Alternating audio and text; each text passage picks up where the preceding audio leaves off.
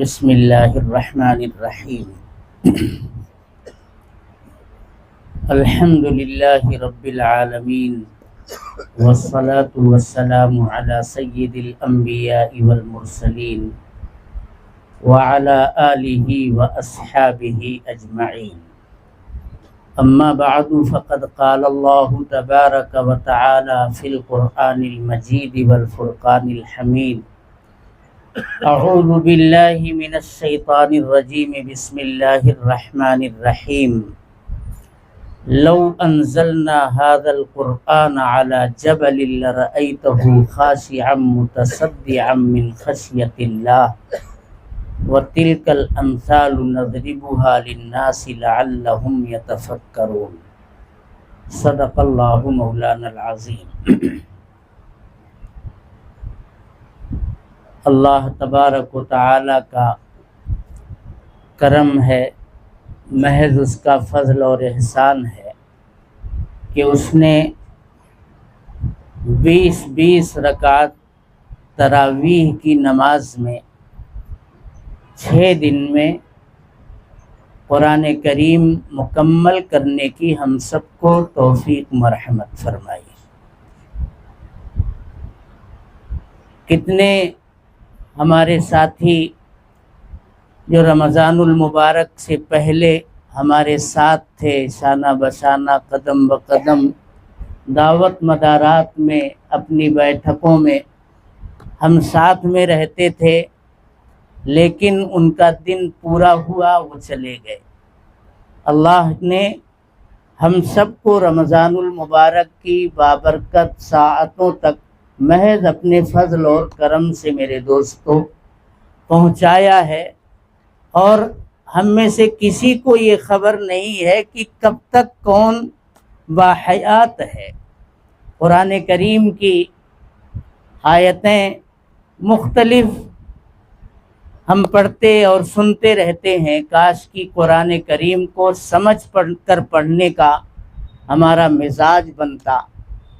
ہماری مساجد کے اندر یا دیگر نشستوں کے اندر قرآن کریم کے الفاظ بھی پڑھنے کا رواج عام ہوتا، اور جو قرآن کے اندر اللہ کے احکام ہیں، اللہ کی مرضیات اور نامرضیات کی جو تفصیلات قرآن کریم کے اندر ہیں، کاش ہم قرآن پڑھتے، قرآن کے ترجمے سے واقف ہوتے اور قرآن کے معانی تک پہنچتے، تو پھر قرآن پڑھنے کی ایک عجیب چاشنی اور لذت حلاوت ہمارے دلوں کے اندر محسوس ہوتی۔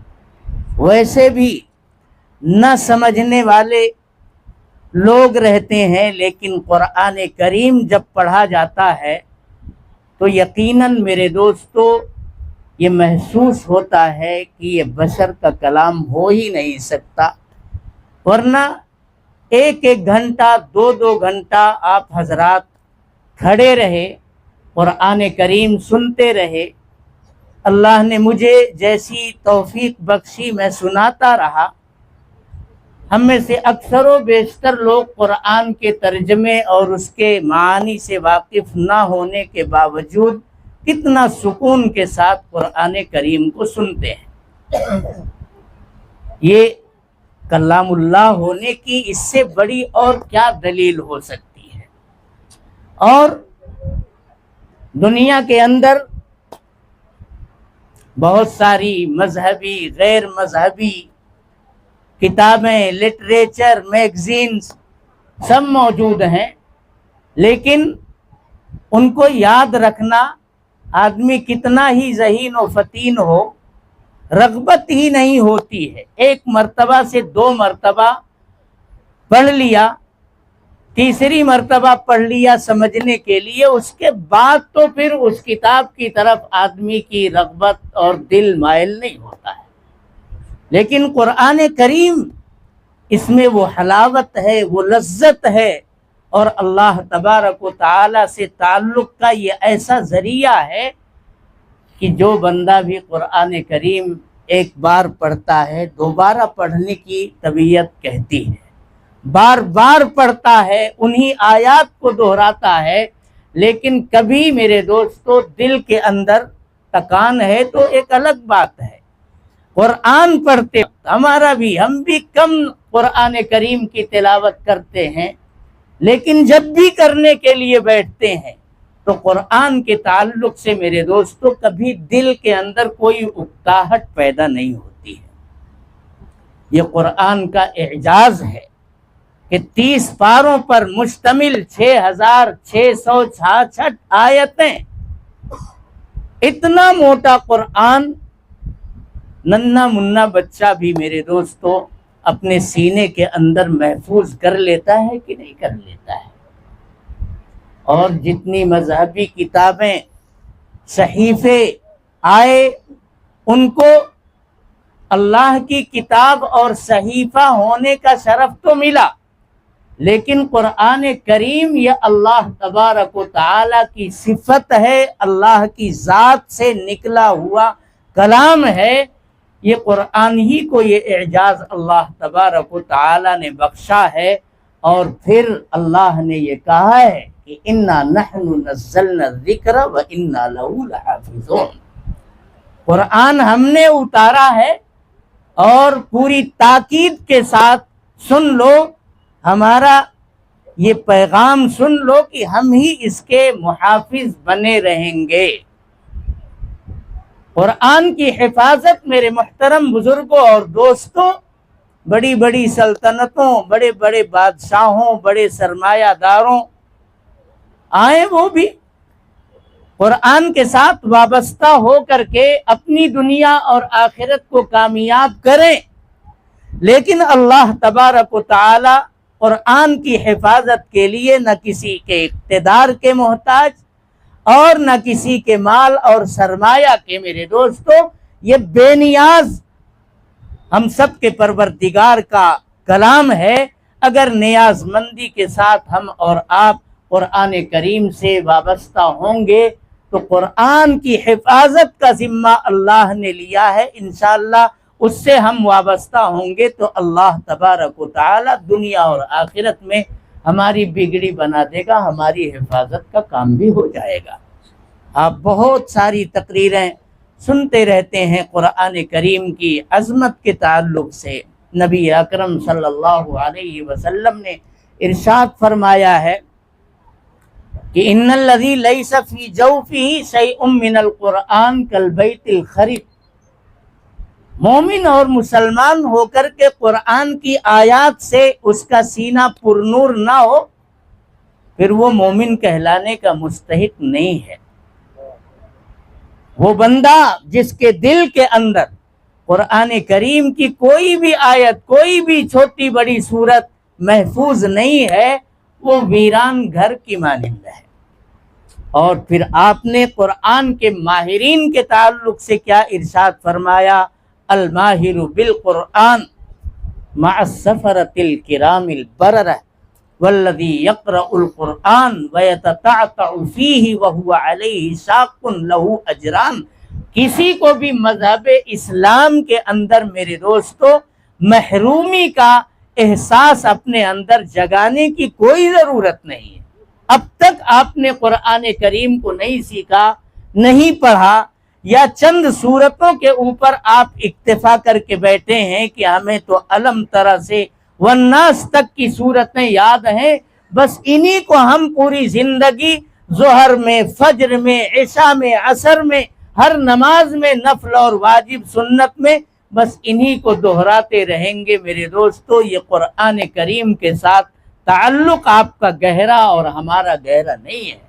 اگر قرآن سے تعلق میں گہرائی اور گہرائی ہوتی تو ہم روزانہ 1 آیت، 2 آیت، 5 آیت، چھوٹی صورت، بڑی صورت سیکھنے، سمجھنے اور یاد کرنے کی کوشش کرتے۔ اور اللہ تبارک و تعالی نے میرے دوستو اسباب کے درجے میں علماء، حفاظ اور قراء، مدارس اور مکاتب، مساجد کے اندر چلنے والے تدریسی اور تعلیمی نظام کو ہمارے سامنے بالکل رکھ دیا ہے، جہاں کوئی بہت زیادہ آپ کو اجرت بھی نہیں دینی پڑے گی۔ آپ بہت آسانی کے ساتھ قرآن کریم کی بہت ساری صورتوں کو سیکھ سکتے ہیں۔ کم از کم ہماری کوشش یہ ہونی چاہیے کہ ہم چلیے مکمل طوال مفصل نہ صحیح لیکن عامہ پارہ تو یاد کر کے رکھیں، عما یتساءلون سے لے کر کے، تاکہ نمازوں کے اندر ہمیں جو ترتیب اللہ کے رسول صلی اللہ علیہ وسلم نے بتائی ہے کہ فلاں فلاں نماز میں آپ طویل جو صورتیں ہیں ان کو پڑھیے، اور فلاں نماز کے اندر جو اوساط مفصل ہیں، درمیانی درجے کی صورتیں ہیں، ان کو پڑھیے، اور پھر کچھ نمازیں ان کے اندر قصار مفصل پڑھنے۔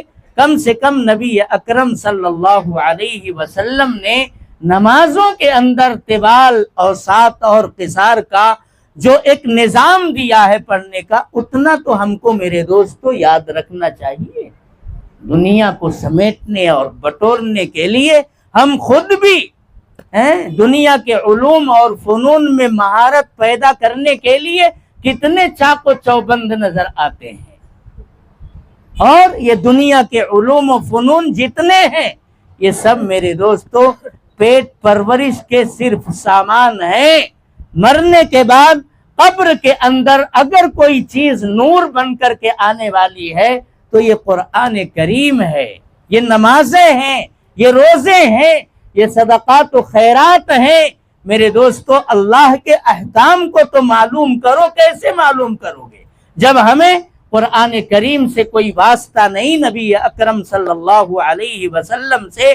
ہم میرے دوستو آپ کی سیرت و سنت سے دوری بنا کر کے بیٹھے ہیں۔ آپ کے اخلاق، آپ کی سیرت کیا تھی؟ کان خلقہ القرآن۔ قرآن کے اندر الفاظ کی شکل میں، آیات کی شکل میں جو مضامین موجود ہیں، نبی اکرم صلی اللہ علیہ وسلم نے اپنی سیرت اور کردار میں انہی کو تو ڈھال کر کے بتایا، اور پھر انہی پر صحابہ کرام چلے تو وہ زمانے میں معزز تھے مسلمان ہو کر، اور ہم خار ہوئے تاریخ قرآن ہو کر۔ اس لیے میرے دوستو قرآن کریم کے ساتھ ہماری بہت گہری وابستگی ہونی چاہیے، صرف رمضان میں نہیں۔ رمضان تو قرآن کا جسم ہے، اور قرآن کریم کو اللہ تبارک و تعالی نے رمضان کے اندر اتارا، گویا رمضان کی روح ہے قرآن کریم۔ شہر رمضان الذی انزل فیہ القرآن۔ ماشاء اللہ، اس میں ہم تراویح کے اندر قرآن سنتے اور پڑھتے ہیں، اور بھی نمازوں کے اندر 10 منٹ 5 منٹ آگے پیچھے قرآن کریم کی تلاوت کا معمول بناتے ہیں، لیکن جیسے ہی رمضان گزر جاتا ہے ویسے ہی پھر ہمارے شوکیس میں قرآن سج جاتا ہے۔ پھر ہم کب اٹھائیں گے قرآن کریم؟ جب رمضان کی آمد ہوگی۔ یہ میرے دوستو نہیں، گر تمی خواہی مسلمہ زیستن، نیست ممکن جز بقرآن زیستن۔ مسلمان ہو کر کے اگر جینا چاہتے ہو تو قرآن سے واسطہ رکھنا ہی پڑے گا۔ قرآن کے الفاظ بھی پڑھے جائیں، قرآن کے معانی کو بھی پڑھا جائے، لیکن دیکھیے تفسیر آپ اپنے علماء سے معلوم کر کے جو معتبر تفاسیر ہیں انہی کو آپ پڑھیے گا، ورنہ آج کل واٹس ایپ کے اندر اور موبائل کے اندر بہت ساری تفسیریں جس کے اندر اپنی رائیں بھی لوگ بیان کرتے ہیں۔ معتبر تفاسیر پڑھیے۔ بیان القرآن وہ ذرا عوام الناس کے لیے تھوڑا شاق گزرے گی، دقت طلب ہے، لیکن معارف القرآن جو حضرت مولانا مفتی محمد شفیع رحمۃ اللہ علیہ نے لکھا ہے، الحمدللہ وہ ہماری مساجد کے اندر بھی موجود ہے، گھروں کے اندر بھی موجود رہتا ہے۔ اس کے پڑھنے کا اہتمام بنائیے، یا جو اور آسان کر کے آسان ترجمہ قرآن کے نام سے حضرت مولانا مفتی محمد تقی عثمانی دامت برکاتہم العالیہ نے لکھا ہے، آپ اسے لیجئے۔ آپ بہت سارے لٹریچر پڑھتے ہیں، دن میں اخبار اگر نہ الٹ پھیر کریں تو پھر ایسا لگتا ہے کہ کھانا ہضم نہیں ہوگا۔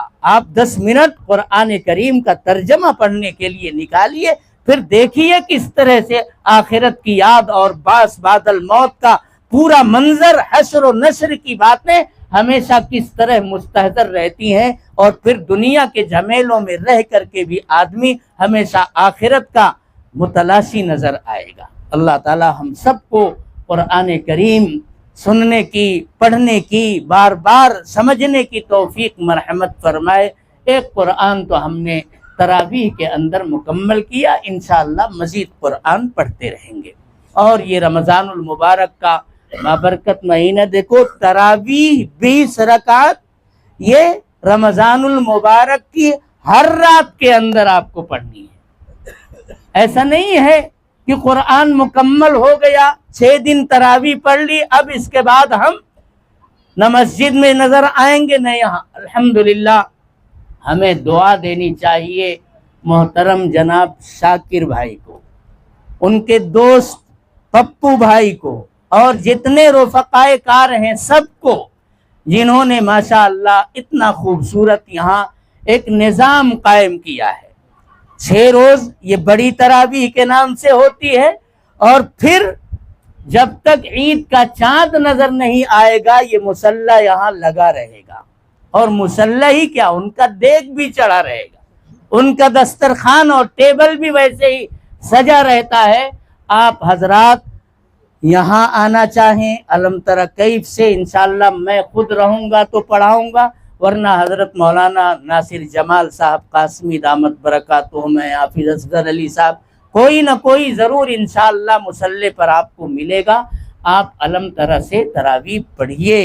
قرآن ختم کرنا تراویح کے اندر یہ غیر مؤکدہ سنت ہے، اور 20 رکعت رمضان کی ہر رات میں تراویح کے نام سے پڑھنا یہ سنت مؤکدہ ہے۔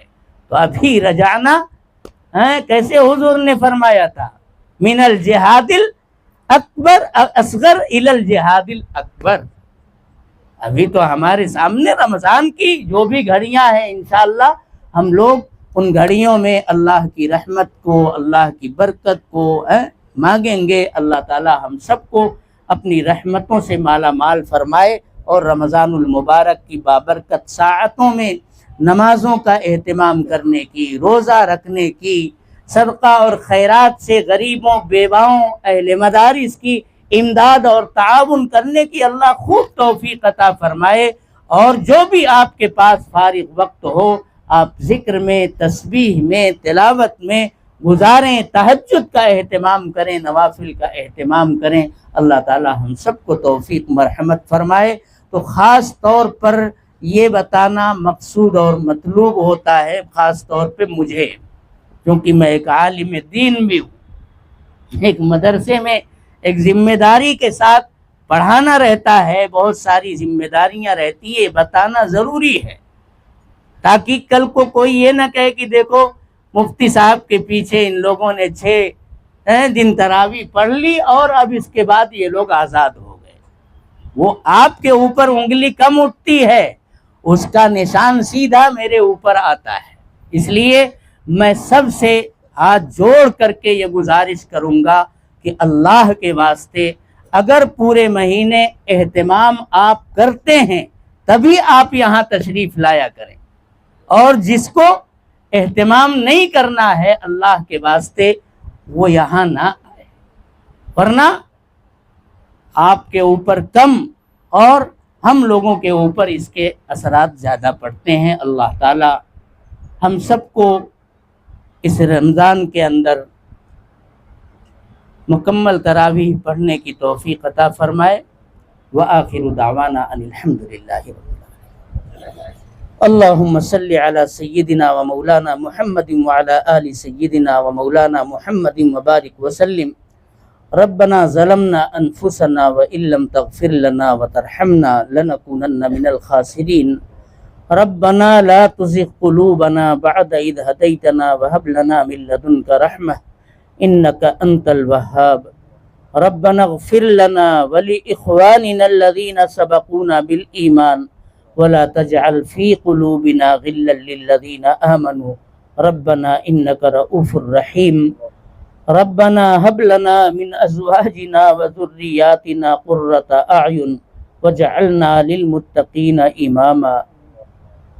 اللهم من أحييته منا فأحيه على الإسلام ومن توفيته منا فتوفه على الإيمان ربنا آتنا في الدنيا حسنة وفي الآخرة حسنة وقنا عذاب النار اللهم حبب إلينا الإيمان وزينه في قلوبنا وكره إلينا الكفر والفسوق والعصيان واجعلنا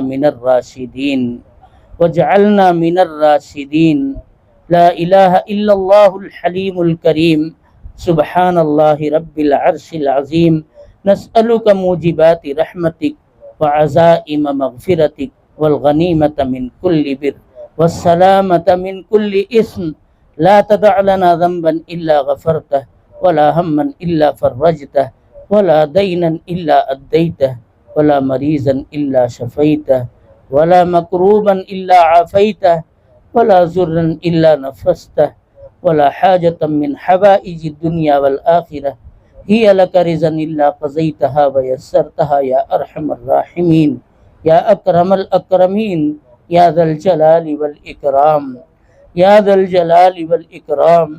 يا حنان يا منان اللهم أحسن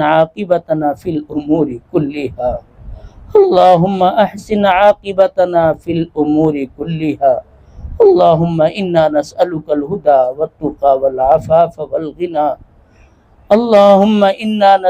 الهدى والتقى والعفاف والغنى اللهم أرنا الحق حقا وارزقنا اتباعه وأرنا الباطل باطلا وارزقنا اجتنابه اللهم وفقنا لما تحب وترضى واجعل آخرتنا خيرا من الأولى اللهم اشف مرضانا ومرضى المسلمين اللهم إنا نعوذ بك من عذاب جهنم ومن عذاب القبر ومن فتنة المسيح الدجال ومن فتنة المحيا والممات اللهم إنا نسألك علما نافعا وعملا صالحا ورزقا طيبا لا إله إلا أنت سبحانك إني كنت من الظالمين اللهم انصر الإسلام والمسلمين واخذل الكفرة واليهود والنصارى والمشركين اللهم شتت شملهم ومزق جمعهم وخالف بين كلمتهم ودمر ديارهم وامحو آثارهم وأنزل بهم بأسك الذي لا ترده عن القوم المجرمين اللهم إنا نجعلك في نحورهم ونعوذ بك من شرورهم اللهم انصر من نصر دين محمد صلى الله عليه وسلم واجعلنا منهم واخذل من خذل دين محمد صلى الله عليه وسلم ولا تجعلنا معهم يا حي يا قيوم برحمتك نستغيث يا حي يا قيوم برحمتك نستغيث یا حی یا قیوم برحمتک نستغیث اے اللہ ہم سب کے گناہوں کو معاف فرما اے اللہ ہماری لغزشوں خطاؤں سے درگزر فرما اے اللہ ہم نے دن کے اجالے میں رات کے اندھیروں میں جانے میں انجانے میں صغیرہ کبیرہ اے اللہ کھل کر چھپ کر ہر قسم کے گناہ کیے ہیں اے پروردگار عالم پاپی ہیں مجرم ہیں اے اللہ ختم قرآن کی برکت سے اے اللہ تیرے سامنے فریادی اور بھکاری بن کر کے ہم سب ہاتھ پھیلا کر اے اللہ اپنے گناہوں کی مغفرت کی بھیک مانگتے ہیں اے اللہ ہمارے تمام گناہوں کو معاف فرما اے اللہ ہماری سیئات کو حسنات سے مبدل فرما اے اللہ قرآن کریم اے اللہ قرآن سے ہم نے بہت دوری اختیار کر لی اے اللہ اس کے الفاظ کو بھی صحیح کرنے کا ہمارے پاس موقع نہیں ہے اے اللہ تو نے تو قرآن اس لیے اتارا تھا کہ ساری انسانیت کے لیے یہ زندگی گزارنے کا دستور ہے ہونا تو یہ چاہیے تھا کہ ہم میں سے ہر ایک قرآن کو لفظاً بھی پڑھتا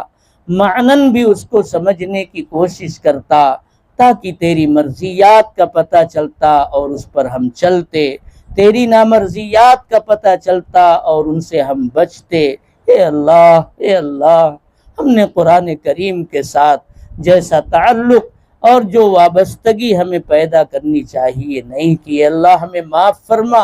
اے اللہ بقیہ زندگی کے اندر قرآن کریم کو خوب پڑھنے کی، سمجھنے کی، سیکھنے کی توفیق مرحمت فرما۔ اے پروردگار عالم، ہم نے قرآن کریم کو جس انداز میں اے اللہ پڑھنا چاہیے نہیں پڑھ سکے۔ اے اللہ قرآن تو مکمل ہوا لیکن قرآن کریم کا حق ادا نہیں ہوا۔ اے اللہ، اے پروردگار عالم، ہمارے اس ٹوٹے پھوٹے اے اللہ پڑھنے کو قبول فرما۔ اے اللہ ہماری تراویح کو قبول فرما، قرآن کریم کی تلاوت کو قبول فرما۔ اے اللہ ختم قرآن کی برکت سے اے اللہ یہاں موجود احباب کے دلوں میں جو بھی جائز تمنائیں ہیں، مرادیں ہیں، اے اللہ اپنے فضل سے انہیں پورا فرما۔ اے اللہ جو بیمار ہیں انہیں شفا عطا فرما، جو پریشان حال ہیں ان کی پریشانیوں کو دور فرما، جو مقروض ہیں ان کے قرضوں کی ادائیگی کی غیب سے شکلیں پیدا فرما۔ اے اللہ جن کی جو بھی جائز حاجات ہیں ختم قرآن کی برکت سے ان کی حاجتوں کو اے اللہ پورا فرما۔ اے اللہ اس نظام کو برپا کرنے میں جن لوگوں نے بھی اپنا ہاتھ بٹایا ہے، اے اللہ یہ خوبصورت مجمع اے پروردگار عالم یہاں تراویح پڑھنے کے لیے جمع ہوتا ہے، ہمارے شاکر بھائی ہیں، پپو بھائی ہیں اور ان کے تمام رفقائے کار ہیں۔ اے اللہ یہ بہت دل لگا کر کے پورے خلوص کے ساتھ اے اللہ یہ محبت کے ساتھ معاملہ کرتے ہیں۔ اے اللہ ان کے جائز مقاصد کو اے اللہ پورا فرما۔ اے اللہ ان کے کاروبار میں خیر و برکت عطا فرما۔ اے پروردگار عالم ہم سب کی مشکلات کو آسان فرما۔ اے اللہ ہمارے روزوں کو قبول فرما، ہماری تراویح کو قبول فرما، نوافل اور تہجد کو قبول فرما، ذکر و تلاوت اور تسبیحات کو قبول فرما۔ اے پروردگار عالم صدقات و خیرات کرنے کی خوب توفیق مرحمت فرما اور اسے شرف قبول عطا فرما۔ اے پروردگار عالم ہمارے مدارس کی حفاظت فرما، مکاتب کی حفاظت فرما، مساجد کی حفاظت فرما، مراکز کی حفاظت فرما، دینی آثار و نشانات کی اے اللہ حفاظت فرما، دینی شخصیات کی عمروں میں اے اللہ صحت و عافیت کے ساتھ خوب برکت پیدا فرما۔ اے اللہ حرمین شریفین کی مسجد اقصی کی حفاظت فرما۔ اے اللہ دینی تحریکوں اور تنظیموں کی حفاظت فرما، اہل غزہ کی اور دنیا کے اندر تمام مسلمان جہاں کہیں بھی اے اللہ رہتے اور بستے ہیں، اے اللہ ان پر اپنی نظر عنایت فرما، ان کی نصرت فرما، ان کی مدد فرما۔ اے پروردگار عالم ہم نے اپنے کالے کرتوتوں سے اے اللہ اپنے پاپ سے اس دنیا کو بھر دیا ہے۔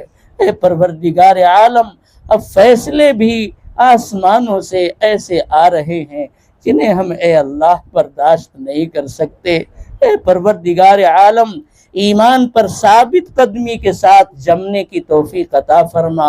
اے اللہ انہی حالات کے اندر اے اللہ دین کی دعوت، دین کی تبلیغ اور دین کی تعلیم و تدریس کے لیے اے اللہ ہمیں مواقع میسر فرما۔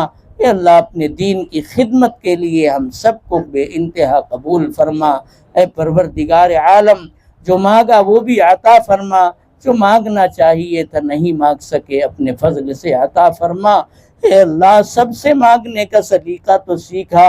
اے اللہ بڑی لجاجت کے ساتھ دنیا داروں کے پاس ہم جاتے ہیں اور اے اللہ اپنی ضرورتوں کو مانگتے ہیں اور ایسی لجاجت اور ایسی مکاری کرتے ہیں کہ دنیا والے اے اللہ ہمیں دے دیتے ہیں۔ اے پروردگار عالم اگر نہیں سیکھا تو تجھ سے مانگنے کا کوئی سلیقہ نہیں سیکھا۔ اے بے نیاز اللہ، اے پروردگار عالم تجھ سے مانگنے کا سلیقہ سیکھنے کی توفیق عطا فرما۔ اے اللہ تجھ سے مانگنے کی سلیقہ عطا فرما۔ اے پروردگار عالم اے اللہ ہماری ضرورتوں سے تو خوب واقف ہے۔ اے اللہ اس مجمع میں جتنے لوگ ہیں تیرے سامنے ہاتھ پھیلائے ہوئے، اے پروردگار عالم سب کے دلوں میں نہ جانے ختم قرآن کے اس موقع پر کیسی دعائیں کیسی کیسی تمنائیں مچل رہی ہیں جو زبان پر نہیں آ رہی ہیں۔ اللہ تو سب کی ضرورتوں سے خوب واقف ہے۔ اے اللہ سب کی جائز حاجات اور ضروریات کو اے اللہ اپنے فضل سے پورا فرما۔ اے اللہ ہمیں تجھ سے مانگنے کا سلیقہ عطا فرما۔ اے اللہ ہمیں دنیا کے حوالے مت کر۔ اے پروردگار عالم، دنیا اے اللہ دنیا میں دھتکارے جا رہے ہیں، اے اللہ مارے جا رہے ہیں، اے اللہ ستائے جا رہے ہیں، کوئی پرسان حال نہیں۔ یہ سب ہماری کالی کرتوتوں کا، ہماری بدعمالیوں کا نتیجہ ہے۔ ہمارا نوجوان نماز نہیں پڑھتا، قرآن کی تلاوت سے دور اے اللہ اے اللہ کیا ہوگا ہمارا محشر میں؟ اے اللہ پروردگار عالم کون ہمیں بچائے؟ اے اللہ اے اللہ اے اللہ ہماری قبروں کو نور سے منور فرما۔ اے اللہ قرآن کی نور سے منور فرما۔ اے اللہ برزخ کے مرحلے کو آسان فرما، محشر کے مرحلے کو آسان فرما، اپنے عرش کے سائے میں جگہ عطا فرما، اپنے فضل سے دائیں ہاتھ میں نام عمل عطا فرما۔ اے اللہ پل صراط سے اے اللہ خیر اور عافیت سے گزر جانے کے لیے اے اللہ عمل کرنے والا پیغمبر کے ہاتھوں جام کوثر نوش کرتے اے اللہ جنت کا داخلہ محض اپنے فضل سے ہم سب کو نصیب فرما۔ اے اللہ تمام مرحومین و مرحومات کی مغفرت فرما۔ اے اللہ جو لوگ ایمان کی حالت میں اس دنیا سے رخصت ہو گئے اے پروردگار عالم اے اللہ ختم قرآن کی رمضان کی برکت سے اے اللہ سب کی مغفرت کے فیصلے فرما۔ اے اللہ جو مانگا وہ بھی عطا فرما، جو مانگنا چاہیے تھا نہیں مانگ سکے اپنے فضل سے عطا فرما۔ تو ہی تو ہے جو دینے کو پسند کرتا ہے، اے داتا بن مانگے عطا فرما۔ اللہم انا نسألک خیر ما سألک نبیک محمد صلی اللہ علیہ وسلم ونعوذ بک من شر ما استعاذک منہ نبیک محمد صلی اللہ علیہ وسلم وانت المستعان وعلیک البلاغ ولا حول ولا قوت الا باللہ۔ اے اللہ ہم سے جن لوگوں نے بھی کبھی بھی دعاؤں کے لیے کہا ہے یا لکھا ہے یا میسج کیا ہے یا ان کا ہم پر حق ہے، ہمارے اور ان کے اور تمام مسلمانوں کے جائز مقاصد پورے فرما۔ اے اللہ ہمارے ملک کے اندر امن و امان قائم فرما۔ اے اللہ فرقہ پرستی کو ختم فرما۔ اے پروردگار عالم جو بے قصور سلاخوں کے پیچھے ہمارے بھائی پھنسے ہوئے ہیں اے اللہ ان کی رہائی کے اسباب مہیا فرما۔ اے اللہ ہماری دعاؤں کو محض اپنے فضل و کرم اور نبی اکرم صلی اللہ علیہ وسلم کے صدقے میں قبول فرما۔ ربنا تقبل منا انك انت السميع العليم وتب علينا انك انت التواب الرحيم وصلى الله تعالى على خير خلقه محمد وعلى آله واصحابه وازواجه وذرياته واهل بيته اجمعين آمين برحمتك يا رحمن۔